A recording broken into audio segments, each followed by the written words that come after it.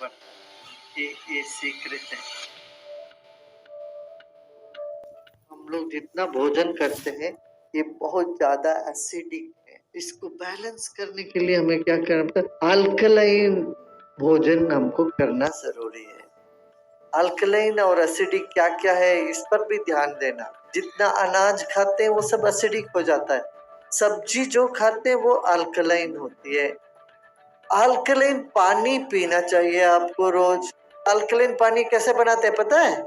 1 litre पानी रखो एक जग में, काकड़ी उसमें डाल दो, 4 पीस छोटे छोटे पीस काकड़ी और छोटे छोटे नींबू के 2 पीस उसमें डाल दो और रात भर रह जाए, सुबह वो अल्कलाइन पानी हो जाता है।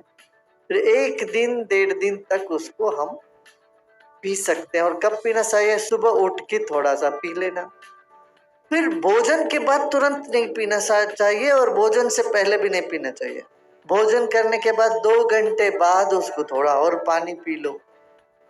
इस तरह से करोगे तो हमारे जो रक्त है वो अल्कलाइन होएगा। ब्लड अल्कलाइन होता है तो ब्लड की अच्छा सर्कुलेशन होता है। फिर मगज का दर्द, जोड़ों का दर्द, सिर में दर्द, ये सब आप देखोगे अपने आप दूर हो। हल्दी खाते हैं हम, हल्दी बहुत आवश्यक है। प्रतिनित्य हल्दी और अदरक, हल्दी अदरक का अचार बनता है ना, वो बच्चों को भी खिलाओ हल्दी, और आप लोग भी सब खाओ। प्रतिनित्य थोड़ा थोड़ा हल्दी और अदरक का सेवन करना चाहिए। हल्दी में एंटीवायरल प्रॉपर्टीज है। वायरल फीवर हो जाता है ना सब जो लोगों को, कितने दिन देखो फिर क्या क्या टैबलेट खानी पड़ती है। कच्चा हल्दी को थोड़ा नींबू के पानी में रखकर उसको खाने लगोगे, तुम्हें वायरल वगैरह की अटैक से तुम अपने आप को बचा सकते हो। ये सब वायरल अटैक होगा ही नहीं। वायरल जितने भी फीवर वगैरह है वो सबके लिए हल्दी दिव्य औषधि है। हल्दी और अमृत ये दोनों हमें लेना चाहिए। तुलसी और आंवला का जो कॉम्बिनेशन है ये बहुत उत्तम है रोग निरोधक शक्ति के लिए। हम लोग ने ऐसे बता दिया तुलसी का विवाह कर देते हैं। विवाह माने ये नहीं, तुलसी और आंवला को साथ सम्मान करो, उसको शरीर में लेना चाहिए। सिर्फ आरती कर देने से नहीं, तुलसी और आंवला का सेवन करो इस सीजन में। तब क्या होगा, ये सर्दियों में जुकाम के रिलेटेड कोई भी तुम्हें बीमारियां नहीं आए। एक प्रसाद बनते हैं उसके ऊपर तुलसी रखे बिना प्रसाद नहीं बनता बोलते हैं। क्यों? तुलसी में वो गुण है जो हमारे शरीर को बल देती है। इसमें वैज्ञानिक है। हम क्या करते हैं, सिर्फ एक पद्धति चला देते हैं बिना सोचे बिना समझे।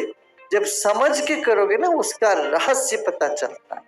तुलसी और आंवला को साथ में लेना, ये दोनों रोग निरोधक शक्ति, एंटीबायोटिक प्रॉपर्टीज इसमें पूरा है।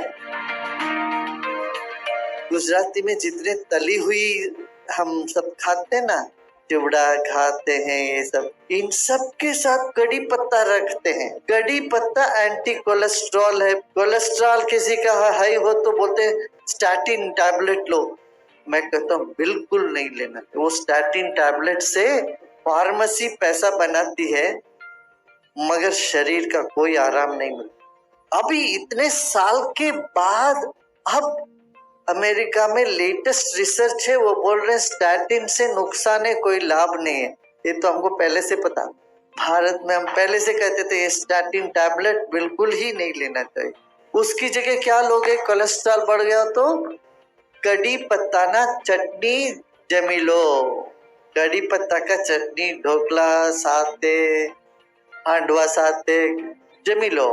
ढोकला बहुत सरस फूड थे। ढोकला में तो सब है, उसमें अमीनो एसिड है, उसमें इडली जैसे है ढोकला, उसमें दही भी है, तो शरीर के लिए उत्तम है।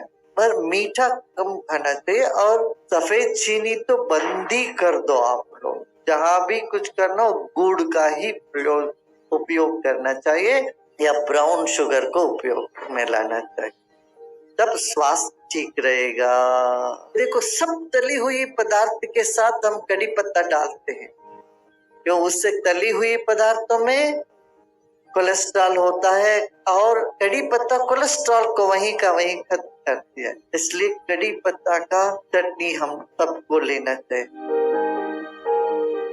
सेजल है ना, सेजल, डांटा जिसको कहते हैं सेजल, ये इतना उत्तम है। आजकल विदेशों में बहुत जोर से चल पड़ा सहजल। इतनी सी बोतल में इतनी सी सहजल पत्ते के पाउडर पुड़िया बहुत महंगी बिक रही है वहां। $30-35 बिकती इतनी सी सहजल के पाउडर। वो सरगवो की पत्ता जो है इतना बढ़िया है, आपके ब्लड में जो जो चीज चाहिए वो सब सरब के पत्ता में है। वो सरब को खाना बहुत आवश्यक, सबको खाना चाहिए। और सरब को नहीं मिलता तो ऊर्जा टैबलेट बनाए अपना आयुर्वेद में। वो सरग को का ही पत्ता अच्छे से निकाल के ऊर्जा टैबलेट जरूर रखना अपने पास, उससे शक्ति बनती है। हमारे शरीर में कोई भी चीज की कमी हो तो ऊर्जा टैबलेट लो, वो ठीक कर देते। ऊर्जा टैबलेट हर तरह की कमी डिफिशियंसी है। कोई बोलता है कैल्शियम डिफिशियंसी, पोटेशियम डिफिशियंसी, कोई बोलेगा तुम्हें बी का डिफिशियंसी है, डी का डिफिशियंसी, किसी भी तरह का डिफिशियंसी, ये ऊर्जा खा लो, ऊर्जा टैबलेट, तो उससे वो ठीक होने लगे। अब घी मर बनाते हो ना घर में, घी बनाते हो तो सरगवो का पत्ता उसमें डाल देना 2-4, वो भी अच्छा है। ये सब दादी माँ नानी माँ सब करती थी। सरगवो के पत्ते कड़ी पत्ता घी में डालती थी कि नहीं, पहले करते थे वो घी जब बना देते। आजकल हम सब भूल भाल गए वो सब। देखो जो जो जीवन के लिए बहुत आवश्यक है हमने उसको पवित्र माना। क्या क्या क्या हमने पवित्र माना? तुलसी, तुलसी से रोग निरोधक शक्ति बढ़ती है शरीर में। तुलसी हमने पवित्र माना। फिर क्या पवित्र माना हमने?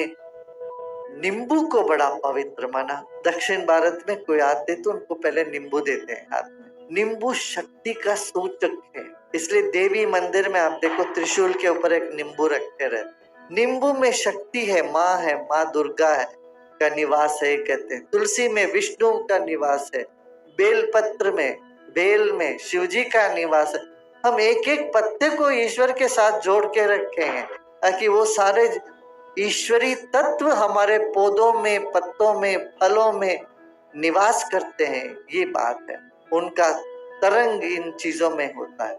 ऐसे जब नर्वस सिस्टम का या पेट का कुछ हो तो बेलपत्र खाते या बेल का फ्रूट खाते हैं। जब फल खाते हो, फल के साथ साथ पूरा सब खाना मत खाओ, फल ही खाना चाहिए, थोड़ी देर छोड़ना चाहिए समय। नट्स और फल एक बार खाना चाहिए। फिर जब पके हुए भोजन करते हो सेपरेट, उस वक्त फल नहीं खाना चाहिए। अब ये विदेशों में क्या करते हैं, भोजन के बाद फल खाते हैं, ये गलत है। आयुर्वेद इसको मानता नहीं है। आयुर्वेद कहता है फल को अलग खाओ, सब्जी को अलग से खाओ, दोनों को मत मिलाओ। भोजन में सिर्फ सब्जी चलता है और नाश्ता में सब्जी नहीं, फल खाओ। और बहुत ज्यादा मोटापा है तो आप कार्बोहाइड्रेट प्रोटीन को अलग अलग टाइम पर खाओ, फिर वजन नहीं बढ़ेगा। माने एक टाइम दाल खाना चाहिए, दूसरे टाइम रोटी खाना चाहिए। चावल रोटी के साथ दाल नहीं मिलाना, पनीर नहीं मिलाना। पनीर दाल ये सब प्रोटीन है, नट्स, इसको अलग से खाओगे और चावल अलग से और रोटी अलग से खाओगे तो वजन नहीं बढ़ेगा। जितना भी खाओ वजन नहीं बढ़ता, ये सीक्रेट है। तो इस तरह से भोजन का हम ध्यान दें, फिर हम निरोगी बने रहेंगे और आरोग्य ही जीवन का सबसे अच्छा धन है। हम सब ये संकल्प लें, घर घर में आयुर्वेद पहुंचे, लोग निरोगी रहे। तो अब हम जो भी हम लोग यूज करते हैं स्नान करने में, ये करने में, सब आयुर्वेद की तरफ मुड़ना चाहिए। देखो शरीर में सबसे बड़ा ऑर्गन है हमारा स्किन। इस पे जितना केमिकल वाली सब हम साबुन वाबुन लगाते हैं, वो केमिकल अंदर धीरे धीरे जाके फिर अपना शरीर में स्वास्थ्य को बिगाड़ देता है। इसलिए हमें लौट के आयुर्वेद पर अपना ध्यान दें, आयुर्वेद की तरफ चलें। शरीर के भीतर बाहर सब आयुर्वेद का ही हम उपयोग करें।